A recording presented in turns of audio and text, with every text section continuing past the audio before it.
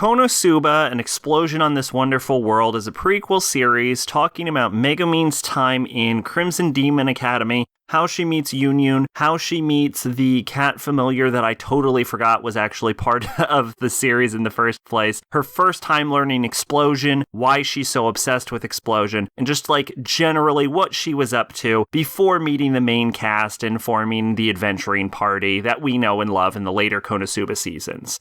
Now, here's the thing about the spinoff, is that a major thing that works about KonoSuba as a series is Kazuma mostly as a straight man, but occasionally being his own ridiculous self, and the rest of the group bouncing off of each other with their unique character dynamics. Because this is a prequel, though, we're mostly stuck with Megumin and Yunyun. Now, I love Yunyun, don't get me wrong, but a lot of this is just like, this is Megumin's story, and without the group dynamics that KonoSuba usually has, a lot of the show ends up falling flat. A big thing about their KonoSuba seasons is the amount of jokes it manages to cram into a single minute, and without as much of a dynamic cast, it also has a much lower amount of jokes that's being thrown at you. So the whole show ends up coming calmer, less comedic, and a little bit more serious. I will also have to say that Megumin's tsundere teasing that she has with Yunyun can come off as occasionally charming in actual KonoSuba, but when it's allowed to fill up the entire runtime of an entire episode, across the entire runtime of an entire show, it actually becomes daunting. And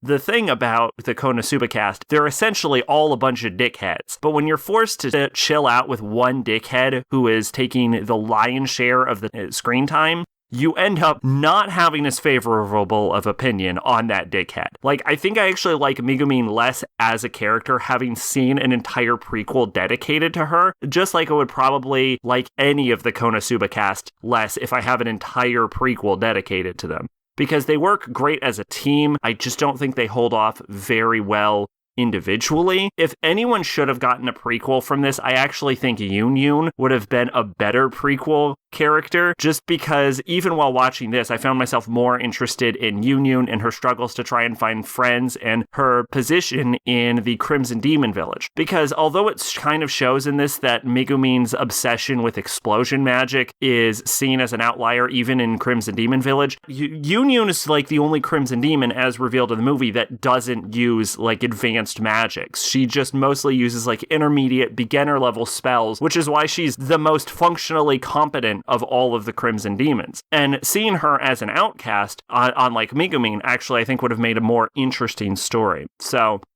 yeah, I don't know. I felt like the cast was weaker, which is crazy to say for KonoSuba. It wasn't that funny, and honestly, I found myself either kind of annoyed with Megumin throughout the course of this, or just generally bored at nothing really happening in it.